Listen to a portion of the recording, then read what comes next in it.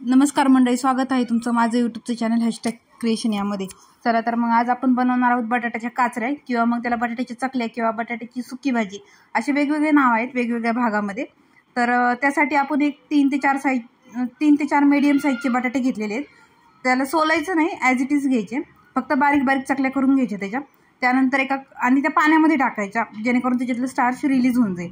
त्यानंतर एका कढईमध्ये मी 2 चमचे तेल टाकलेलं आहे. त्यामध्ये पाव चमचे जिरे आणि मोहरी टाकायची. ती चांगली तडतडली की त्याच्यामध्ये आपण जो बटाटा घेतला होता चकल्या करून तो टाकून घ्यायचा आहे आणि त्याला मस्तपैकी हलवून घ्यायचं आहे.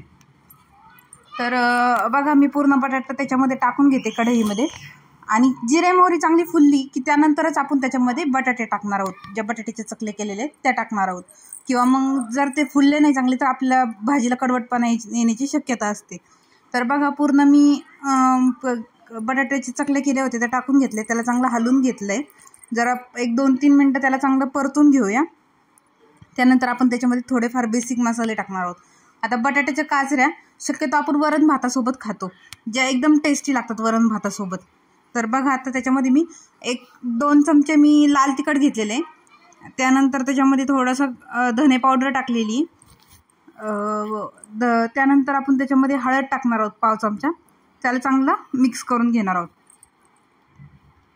तुम्ही गरम मसालाही टाकू शकता, तो ऑप्शनल आहे. जर तुमची इच्छा असेल तर तुम्ही टाकू शकता, अदरवाईज असं पण खाऊ शकता, अशी खूप छान टेस्ट येते त्याला.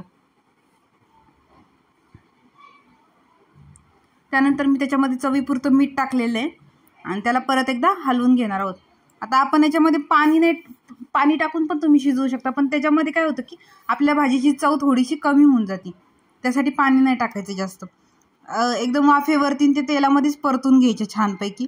मस्तपैकी परतल्या जातात आणि त्याला टेस्ट छान येते. पाण्याने पण येते टेस्ट, पण एवढी छान येत नाही टेस्ट. त्यामुळे मग आपण त्याला वाफेवरती आणि तेलावरतीच परतून घेणार आहोत. बघा, आता आपल्या बटाट्याच्या चकल्या मी 10 ते 15 मिनटं झाकून ठेवल्या होत्या आणि त्यानंतर आपण ते दाबून थोडीशी चेक करून घ्यायची. जर दबल्या गेली पूर्ण तर आपल्या बटाट्याची चकल्या रेडी आहेत. तर त्यानंतर आपण त्याच्यामध्ये कोथिंबीर टाकायची थोडीशी आणि परत एकदा मिक्स करून घ्यायचे. तर तोपर्यंत तुम्ही जर माझ्या चॅनलवर नवीन असाल तर माझ्या चॅनलला सबस्क्राईब करा, व्हिडिओला लाईक करा, कमेंट करा.